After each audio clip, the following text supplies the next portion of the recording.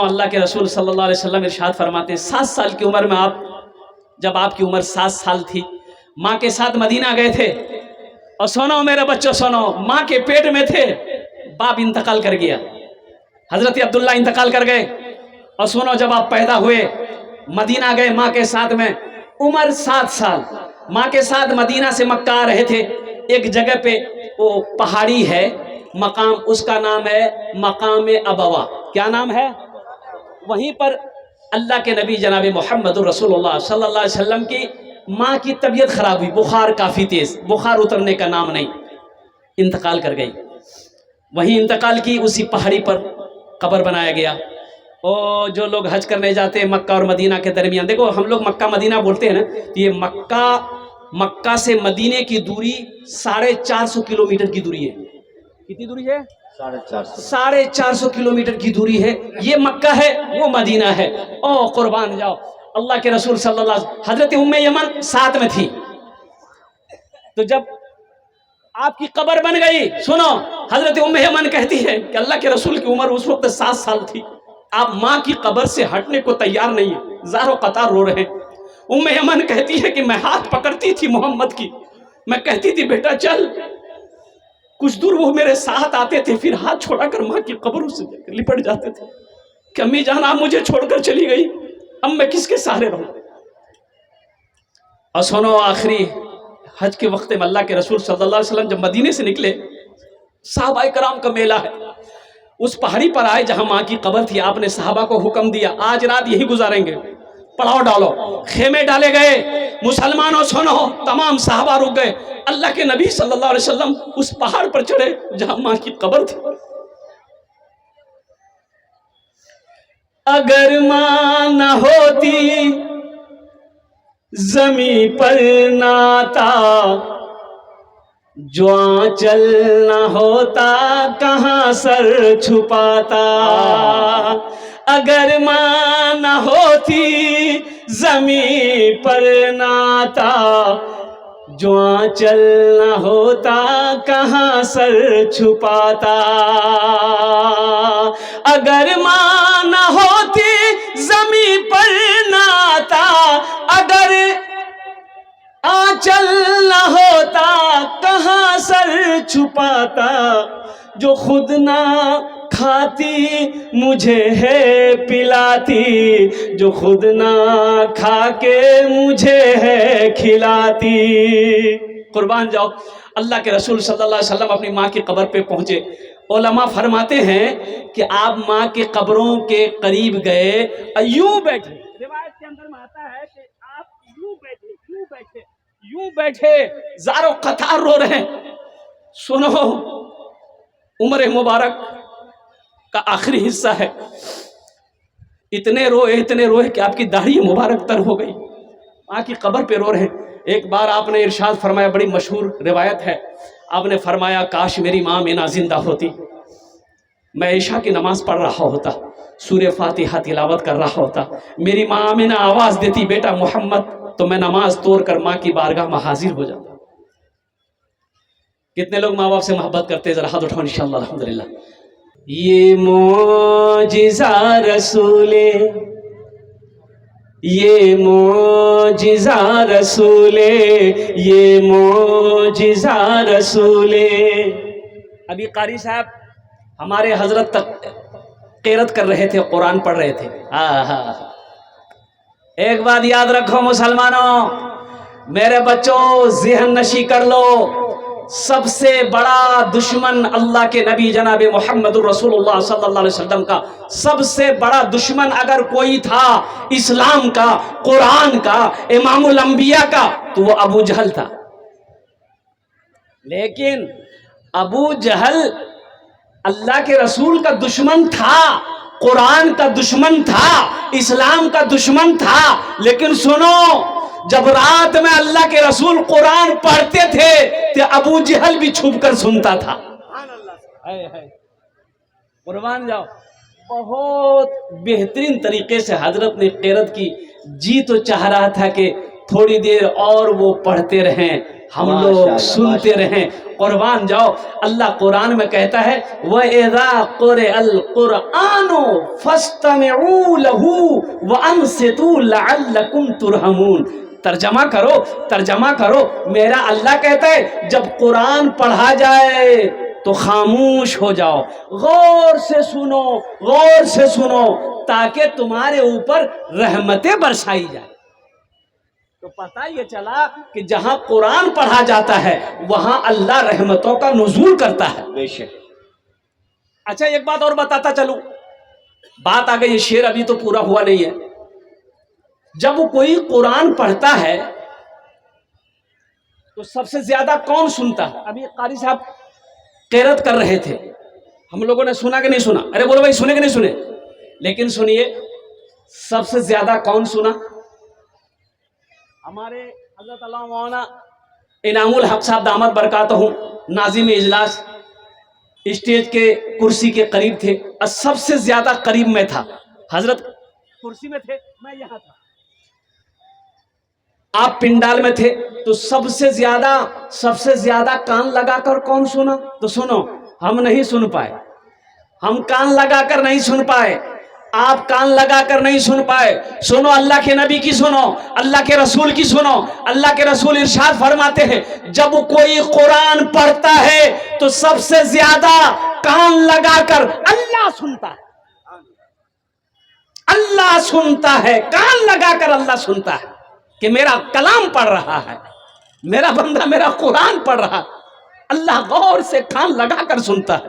سوچو یہ کلام, آج قرآن ہمارے درمیان موجود ہے, یہ زندہ ایک معجزہ ہے. تمام انبیاء کرام علیہم الصلوۃ والتسلیم چلے گئے, ان کا معجزہ ان کے ساتھ چلا گیا, لیکن امام الانبیاء جناب محمد رسول اللہ صلی اللہ علیہ وسلم اس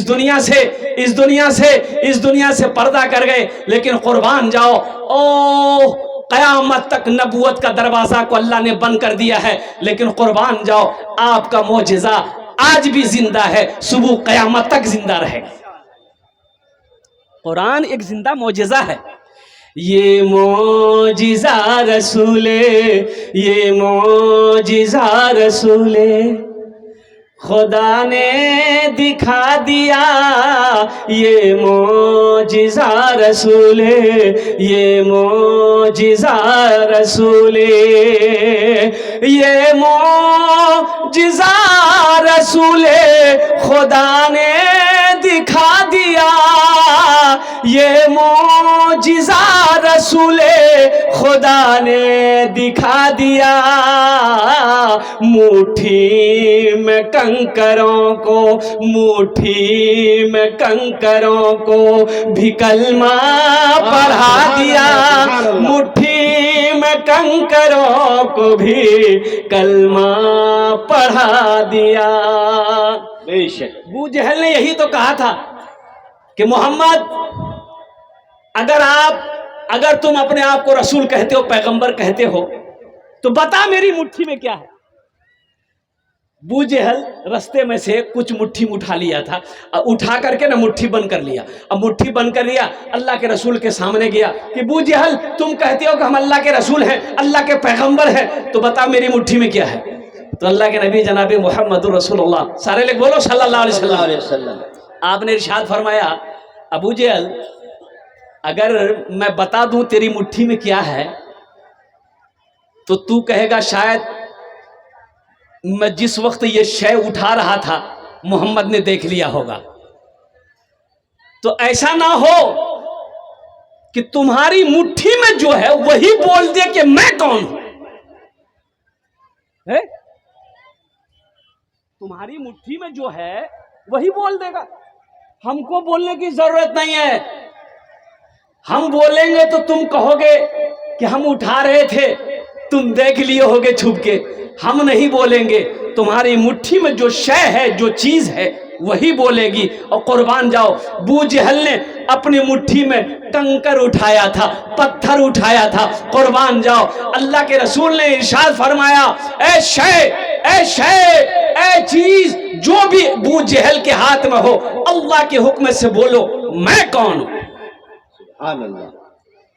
کنکر سے پتھر سے آواز آئی, لا الہ الا اللہ محمد الرسول اللہ.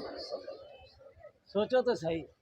یہ معجزہ رسول خدا نے دکھا دیا, مٹھی میں کنکروں کو بھی کلمہ پڑھا دیا.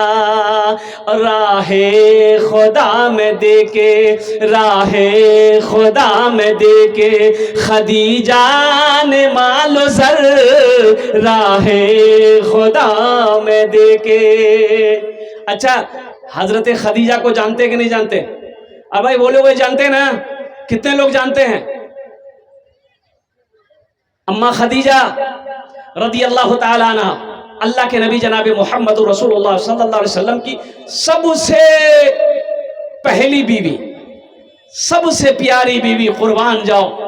اور عورتوں میں سب سے پہلے مسلمان ہونے والی یہ اما حضرت خدیجہ کبریٰ رضی اللہ تعالی عنہا کی ذات ہے.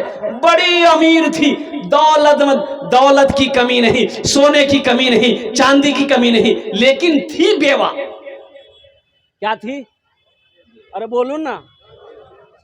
بیوہ تھی, بیوہ لیکن امیر. پہلے 2 شادی ہو چکی تھی اما حضرت خدیجہ کبریٰ رضی اللہ تعالیٰ عنہ کی. 2 خاوند کے انتقال ہو گیا تھا. پہلے سے بیوہ تھی. عمر 40 سال ہے. اللہ کے نبی جناب محمد رسول اللہ بولو صلی اللہ علیہ وسلم کی عمر 25 سال ہے. اب سوچو, اے میرے نوجوانوں, تم غلام رسول اپنے آپ کو کہتے ہو, عاشق رسول اپنے آپ کو کہتے ہو, اور قربان جاؤ, کبھی کسی بیوہ سے شادی تو کر لو, کسی بیوہ کا ہاتھ تو پکڑ لو. قربان جاؤ, نہیں پکڑے گا, بیوہ سے بیاہ کرے گا. باپ رے باپ. ہے ہمارا نوجوان اپنے تاوا کا تلی ہے, اور اس سے پوچھئے گا نا بیاہ کو, بولا کروں نہیں. بولا لڑکی کیسے چاہیے؟ بولا لڑکی بیوٹیفل ہونا چاہیے. اپنے تاوا کا تلی ہے لیکن لڑکی بیوٹیفل ہونی چاہیے. اور قربان جاؤ میرے بچوں, میرے نوجوانوں, اما خدیجہ الکبریٰ رضی اللہ تعالی عنہا جب اسلام قبول کی, سنو اب وہ زیادہ تفسیر میں نہیں جانا چاہتا, جب اسلام قبول کی, جب مسلمان ہو گئی, اللہ کے رسول صلی اللہ علیہ وسلم کے گھر پیغام بھیجی. اس سے پتہ یہ چلا کہ بیٹی والا بھی پیغام لے کر بیٹے والا کے ہاں جانا چاہیے. بیٹی میری بڑی ہو گئی, کوئی لڑکا اگر پسند ہے, نیک ہے, تو ہم اپنی بیٹی کا پیغام اس بیٹے والے کے ہاں دے سکتے ہیں. اما خدیجہ نے اپنے نکاح کا پیغام ابو طالب کے باپ کے جو چچا تھے ان کے پاس بھیجا کہ میں محمد سے شادی کرنا چاہتی ہوں, تو آپ دیکھیں وہ راضی ہیں کہ نہیں ہے. اور قربان جاؤ, او مسلمانوں, میرے بچوں, نوجوانوں, سنو, 25 سال کا نوجوان ہے, اور یہ کون ہے؟ اور سنو, یہ کون ہے؟ یہ کون ہے؟ وجہ کائنات ہیں. یہ کون ہے؟ قربان جاؤ, راستے میں چلے تو پہاڑ سلام کرے. یہ کون ہے؟ یہ وہ ہے, راستے میں چلے پتھر جھک جھک کر سلام کرے. یہ کون ہے؟ یہ وہ ہے, جب راستے میں چلے تو پیڑ پودے سلام کرے.